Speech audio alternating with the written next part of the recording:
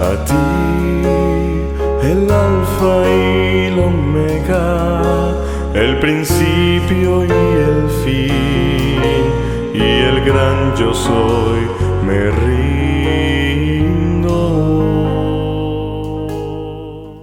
Bienvenidos nuevamente al estudio de la palabra de Dios. Y continuamos con el interesante estudio del libro de Deuteronomio, el libro del pacto.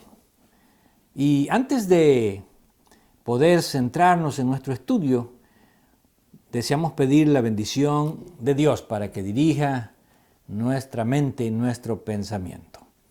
Gracias, Señor, por tu palabra, porque en tu palabra expresas la verdad del pacto, la verdad del Evangelio. Que puedas dirigirnos al aprender acerca de esta salvación. En Cristo Jesús. Amén. Y ahora nos preguntamos, ¿cuál podría ser el pasaje más importante acerca del pacto en el libro de Deuteronomio? Y descubrimos que en el capítulo 5 del libro de Deuteronomio, en el versículo 2 y 3, Dios declara lo siguiente a través de Moisés. Jehová, nuestro Dios, hizo pacto con nosotros en Horeb. No con nuestros padres hizo Jehová este pacto, sino con nosotros, todos los que estamos aquí hoy vivos. Cuando leemos este pasaje, nos preguntamos qué es lo que realmente quiere decir este pasaje. ¿Por qué? Porque a menudo encontramos declaraciones en el Antiguo Testamento y en el Nuevo Testamento acerca del pacto que Dios hizo con nuestros padres. Y cuando hablamos de este pacto, entendemos que estamos hablando de un pacto eterno, de un pacto de la eternidad. Y cuando se presenta en el tiempo pasado, hablando del pacto que Dios hizo con nuestros padres, probablemente viene a nuestra mente el hecho de que Dios estableció un compromiso con la humanidad desde los tiempos, no solamente de nuestros padres, sino desde los tiempos de la eternidad. Y cuando hablamos acerca de eternidad, estamos hablando del carácter de Dios. Estamos hablando de la naturaleza de Dios. Y al pensar en la naturaleza de Dios, decimos, bueno, ¿cuál es el tiempo más importante entonces para Dios? Porque al hablar de eternidad hablamos del pasado, hablamos del presente y hablamos del futuro. Ahora, en el contexto del pacto eterno, descubrimos que el tiempo más importante para Dios no es el pasado ni el futuro, sino el presente. Por eso este pasaje nos recuerda que aunque Dios hizo un pacto con los padres, realmente lo que a Dios le importa más acerca del pacto es el estado presente. Y por eso dice, no con nuestros padres hizo Jehová este pacto, sino con nosotros, todos los que estamos aquí hoy vivos. Ahora, Moisés no está negando cuando dice que no con nuestros padres hizo Jehová este pacto. No está negando de que también con los padres hizo un pacto. Pero Moisés está haciendo la aplicación del pacto, que es el pacto eterno, que es el pacto de la salvación, en armonía con el carácter de Dios y la forma como Dios desea aplicar, o el tiempo en que Dios desea aplicar ese pacto. ¿Y por qué decimos que va en armonía con la naturaleza y con el carácter de Dios? Porque cuando vamos a Éxodo capítulo 3, en el encuentro que Dios tiene con Moisés, Moisés le pregunta a Dios, si los hijos de Israel me preguntan, ¿cuál es el nombre del Dios de nuestros padres? ¿Cuál es el nombre de ese Dios que se te apareció allá en Horeb, en la zarza ardiente? La respuesta de Dios es una respuesta que nos muestra el carácter de Dios, la naturaleza de Dios en relación al tiempo. Y Dios le dice, yo soy. Así le vas a decir al pueblo de Israel. Mi nombre es Yo Soy. Y Yo Soy se me apareció. Y Yo Soy fue el que me mandó. Y cuando hablamos de Yo Soy, estamos hablando no de un estado pasado. De otra manera, Dios le hubiera dicho, diles que mi nombre es Yo Fui. Tampoco estamos hablando de un futuro, porque entonces sería Yo Seré. Pero Dios se presenta a sí mismo en su carácter, en su naturaleza, en el estado presente. Yo soy. ¿Por qué en el estado presente? Porque para Dios lo más importante en el pacto, que es la salvación, es la forma en que yo estoy aplicando ese pacto ahora en mi estado presente, ahora en mi vida presente. Y por eso en este pasaje encontramos en la última frase importante la siguiente declaración, sino con nosotros todos los que estamos aquí hoy vivos. Cuando leemos este pasaje entendemos las palabras de la Escritura que dice, Dios no es un Dios de muertos, sino que Dios es un Dios de vivos. Y podríamos aplicarlo a la salvación, diciendo, la salvación no es de muertos, sino la salvación es de vivos. ¿Por qué? Porque el pacto de Dios siempre debe de tener un carácter presente. Y ese carácter presente no invalida, sin embargo, el carácter pasado del pacto y el carácter futuro del pacto. No invalida la salvación en el tiempo pasado ni la salvación en el tiempo futuro. Pero sí nos presenta la realidad de que Dios desea aplicar esa salvación hoy, no mañana, hoy a nosotros. Y que Dios siempre tendrá su pacto eterno en el tiempo presente. ¿Por qué? Porque aunque Dios hizo previsión o provisión para esta salvación, entonces aún esta salvación no debe de entenderse tanto en el tiempo pasado, sino en el tiempo presente. Y a eso nos lleva la declaración que encontramos en el libro de primero de Pedro, en el capítulo 1, donde nosotros encontramos la siguiente declaración con relación a la salvación. Primera de Pedro, capítulo 1, versículo 18. Sabiendo que fuisteis rescatados de vuestra vana manera de vivir, la cual recibisteis de vuestros padres, no con cosas corruptibles como oro o plata, sino con la sangre preciosa de Cristo, como de un cordero sin mancha y sin contaminación, ya destinado desde antes de la fundación del mundo, pero manifestado en estos últimos tiempos por amor de vosotros. Es interesante la forma en que Pablo presenta aquí ese pacto eterno de la salvación.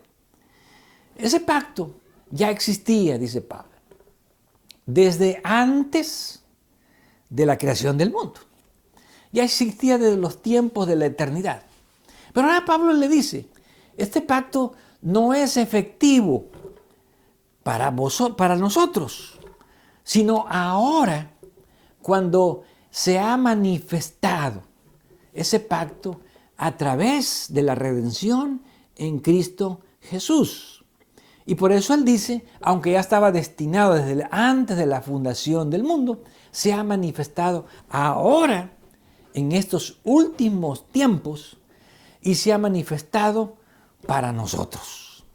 Por lo tanto, cuando hablamos del pacto no debemos de tener la imagen de que lo más importante del pacto es el pacto que Dios hizo con Abraham, o el pacto que Dios hizo con Israel, o el pacto que Dios hizo con la iglesia en el Nuevo Testamento. Sino lo más importante para Dios es el pacto para los que ahora estamos vivos. La aplicación de esa salvación para nosotros, los que ahora estamos vivos.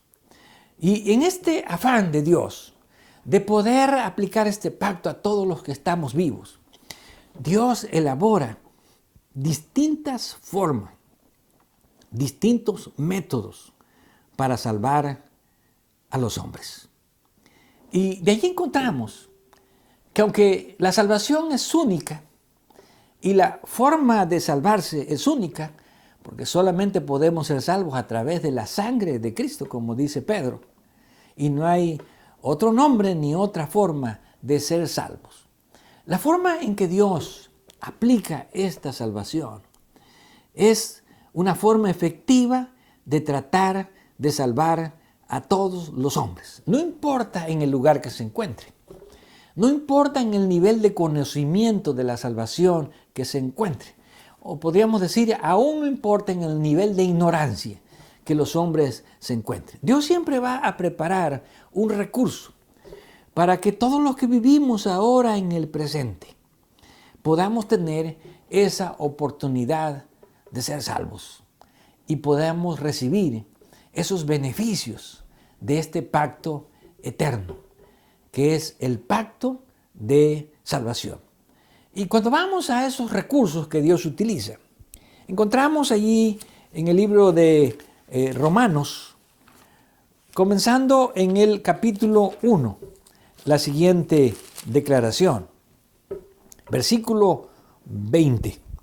Porque las cosas invisibles de Él, su eterno poder y deidad, se hacen claramente visibles desde la creación del mundo, siendo entendidas por medio de las cosas hechas, de modo que no tienen excusas. Pues habiendo conocido a Dios, no le glorificaron como a Dios, ni le dieron gracias, sino que se envanecieron en sus razonamientos, y su necio corazón fue entenebrecido.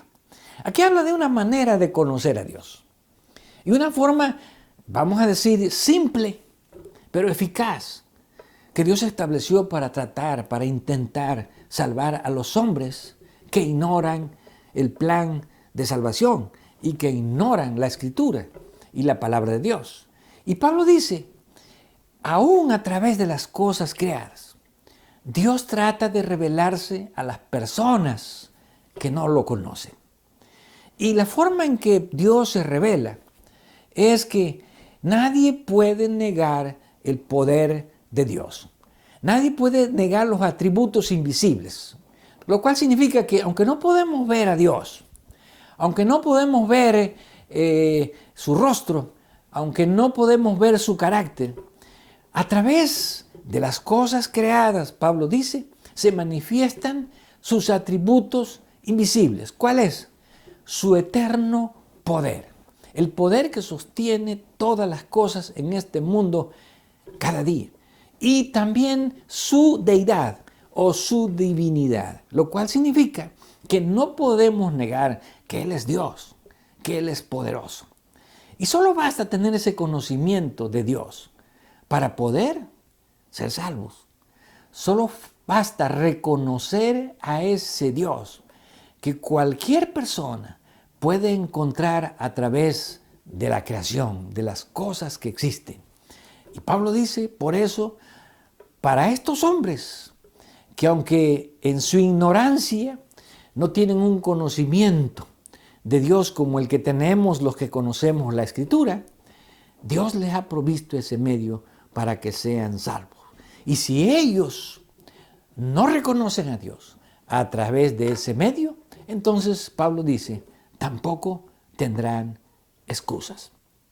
Pero aún más, aparte de ese medio, Dios trata de aplicar ese pacto eterno, esa salvación, también a aquellos que no conocen la ley de Dios, pero que aunque no conocen la ley de Dios, Dios les revela su ley.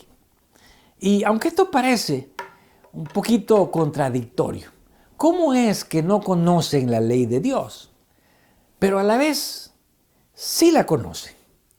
¿Cómo es que ellos nunca han tenido una revelación escrita de la ley de Dios y sin embargo sí la conocen?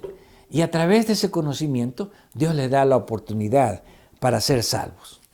Aquí mismo en el libro de Romanos, capítulo 2, versículo 14, Pablo se refiere a los gentiles. ¿Quiénes son los gentiles? Son todos los paganos que viven en el mundo y que no conocen a Dios, que no tienen la ley de Dios, que no tienen la Escritura, que no conocen el plan de salvación. ¿Pueden ser ellos salvos? ¿Ha provisto Dios en su pacto eterno un medio, un recurso para su salvación?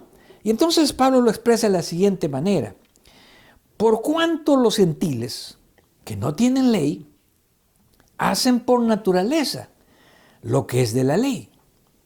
Estos, aunque no tengan ley, son ley para sí mismos, mostrando la obra de la ley escrita en sus corazones, dando testimonio su conciencia y acusándoles o defendiéndoles sus razonamientos. Aquí encontramos la forma en que Dios aplica el pacto eterno.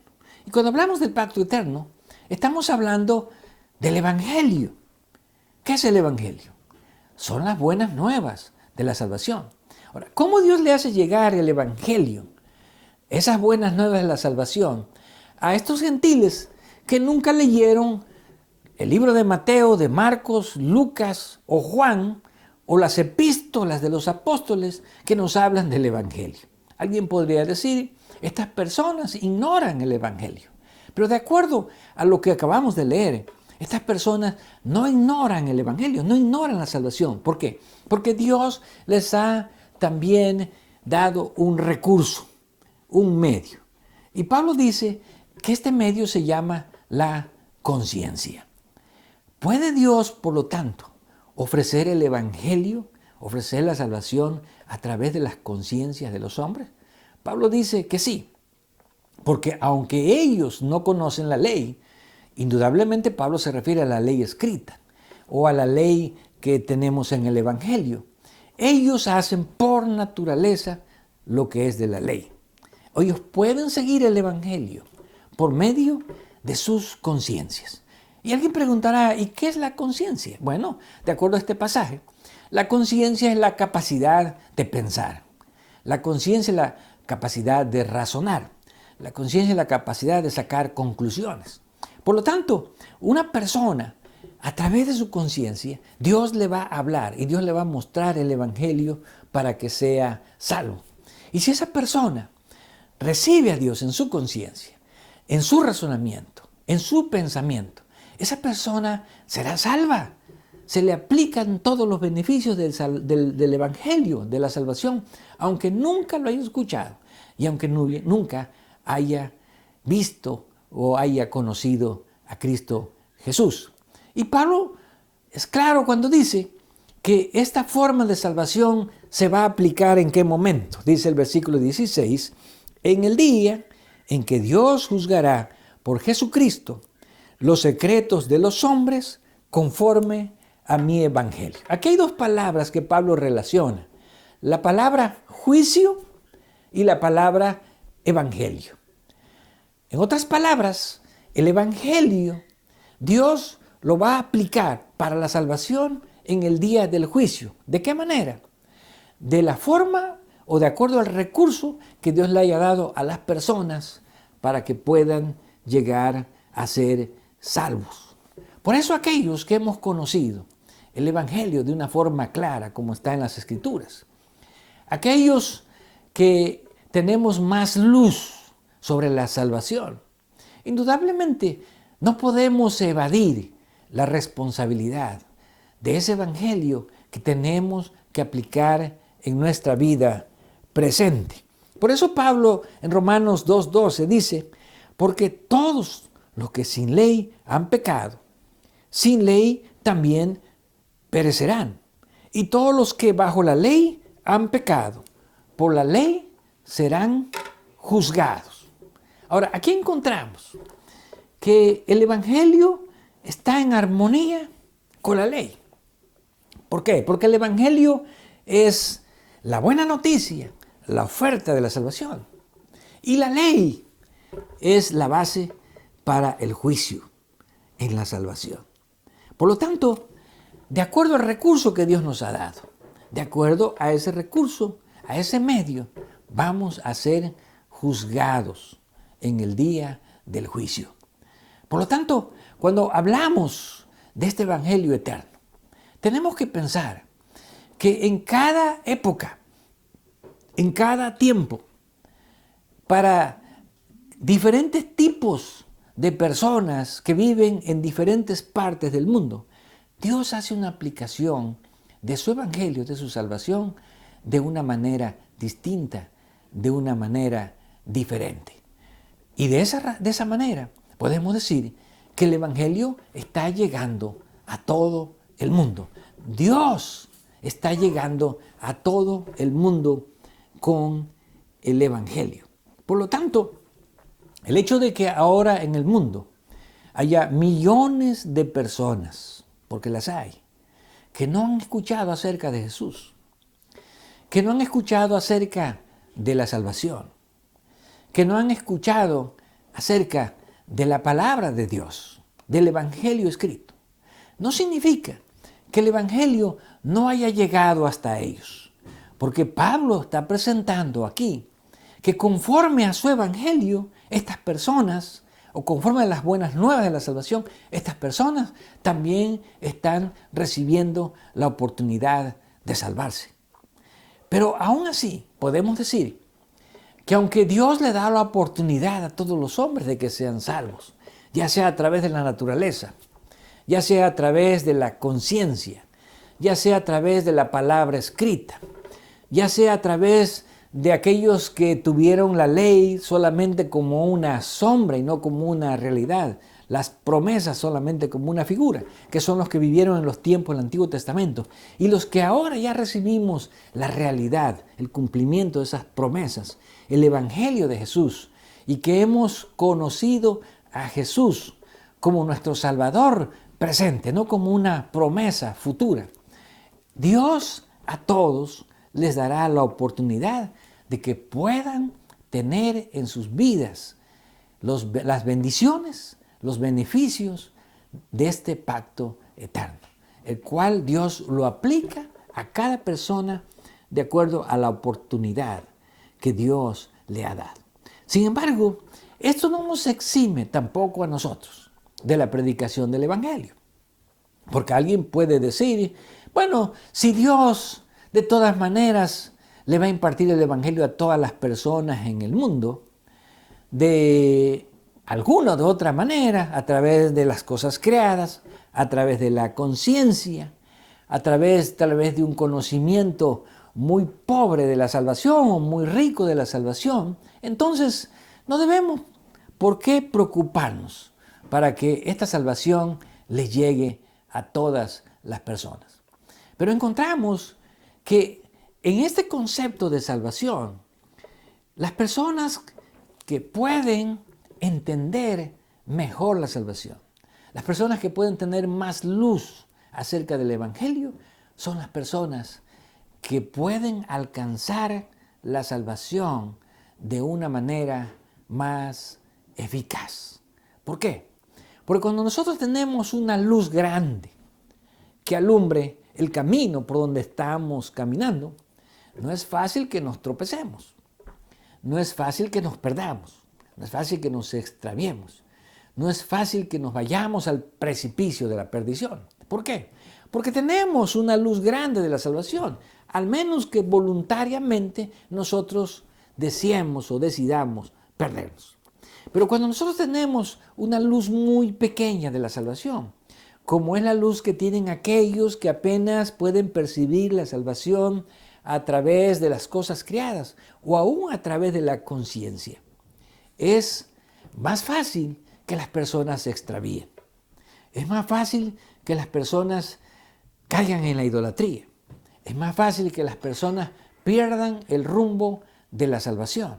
Por esa razón, la predicación del Evangelio, el tratar de alcanzar a todas las personas a través del Evangelio, ha sido un propósito de Dios, no solo en nuestros tiempos, sino desde los tiempos del Antiguo Testamento. Y de esa manera encontramos en el libro de Isaías, en el capítulo 2, cómo Dios había determinado que ese pacto eterno, ese evangelio eterno, pudiese llegar a todas las personas.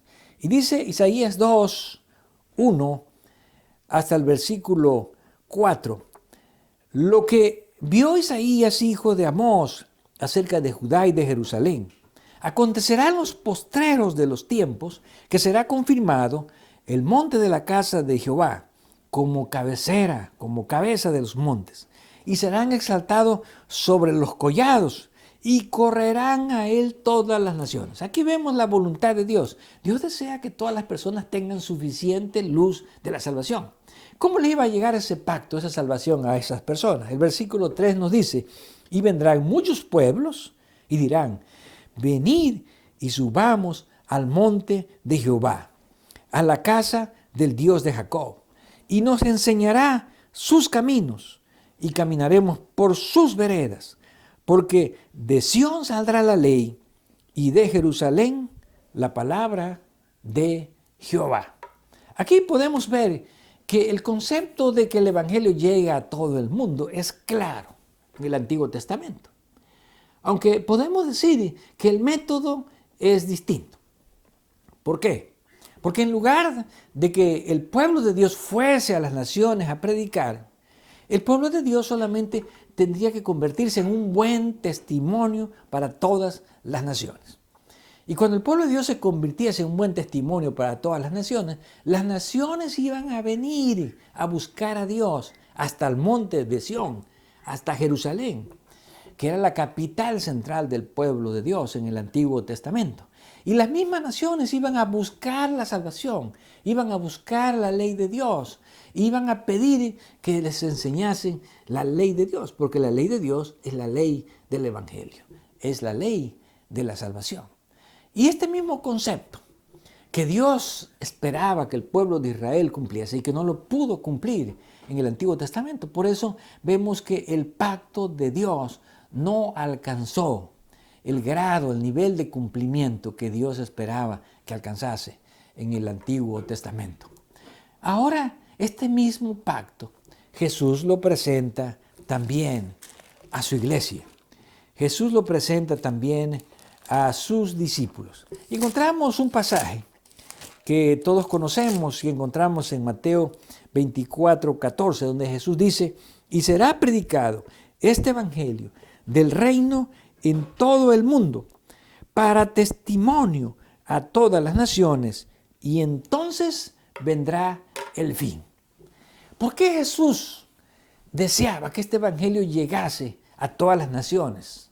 Este conocimiento del evangelio, tal y como Jesús lo presenta, que llegase a todas las naciones. Y él claramente dice, para testimonio. ¿Qué significa? Para que las personas conozcan realmente la verdad y el poder del evangelio, tal y como es presentado por Cristo Jesús en el Nuevo Testamento. ¿Por qué? Porque de esa manera el mundo puede tener más luz del conocimiento de Dios. Y al tener más luz, entonces se puede entender mejor y se puede caminar mejor por el camino de la salvación. Ahora, este propósito de Jesús, aunque lo dio hace 2000 años cuando Él estuvo aquí, es un propósito que todavía sigue siendo el propósito del pacto eterno, del verdadero evangelio, del evangelio eterno, del evangelio del presente, no del pasado, no del futuro, sino del evangelio nuestro, el cual debemos compartir con otras personas en todo el mundo. Y este propósito de Jesús encontrará su cumplimiento ¿En qué momento? En un tiempo escatológico que encontramos en el libro de Apocalipsis, en el capítulo 14, en el versículo 6. Apocalipsis capítulo 14, versículo 6. Y se expresa de la siguiente manera: y vi volar por en medio del cielo a otro ángel que tenía el evangelio eterno. Podemos llamarlo también el pacto eterno. Y este evangelio eterno es para predicarlo a los moradores de la tierra, a toda nación, tribu, lengua y pueblo. ¿Qué implica este versículo? Bueno, las implicaciones son realmente cósmicas. ¿Por qué? Porque a través de este versículo se nos dice de qué manera Dios desea llegar a todos los moradores del mundo, a todas las personas en el mundo. De qué manera Dios desea que llegue su evangelio. El evangelio eterno es un evangelio que servirá como testimonio, para testimonio. Y esto significa que el evangelio tal como Jesús lo presentó, tal como lo encontramos en los escritos de los apóstoles en el Nuevo Testamento, es la forma en que Dios quiere que le llegue a todo el mundo. ¿Para qué? Para que las personas puedan recibir la luz completa del evangelio, la luz completa de la salvación. Y esto se completará a través del mensaje de los tres ángeles. Por lo tanto, cuando proféticamente se cumpla este mensaje de los tres ángeles, que es la predicación que Jesús predijo en Mateo 24 de todo el mundo, entonces el evangelio habrá llegado a todas las naciones, a todos los moradores de la tierra, y entonces se podrán cumplir las palabras de Jesús cuando sea predicado para testimonio a todas las naciones. Entonces vendrá el fin. Por lo tanto, nosotros como cristianos ahora debemos entender este carácter presente del pacto eterno. Al final, el pacto eterno no debemos de verlo como el pacto que Dios hizo con sus hijos fieles que ya descansan de las diferentes épocas, de los diferentes tiempos en este mundo, sino que al final, como Moisés le dice al pueblo de Israel, este pacto Dios no lo hizo con nuestros padres, este pacto Dios lo está haciendo con nosotros, con todos los que estamos vivos. Por lo tanto, el mensaje del evangelio es para los que estamos vivos y para que todos los que escuchamos hoy día podamos atender, recibir y no endurecer nuestro corazón a esta oportunidad de salvación que Dios nos ofrece a través del pacto eterno, a través del evangelio eterno. Que podamos sentir que en este momento es el momento en que Dios está haciendo un pacto con nosotros, un pacto para que seamos salvos. Es el momento en que Dios nos está dando los recursos, la luz, para que nosotros podamos alcanzar esa salvación tan grande en Cristo Jesús, que fue predestinada desde antes de los siglos. Pero como dice Pablo, es para nosotros. Es manifestado ahora en nuestro tiempo, en nuestros días, para nuestra salvación. A ti, el alfa y el omega, el principio y el fin, y el gran yo soy, me rindo.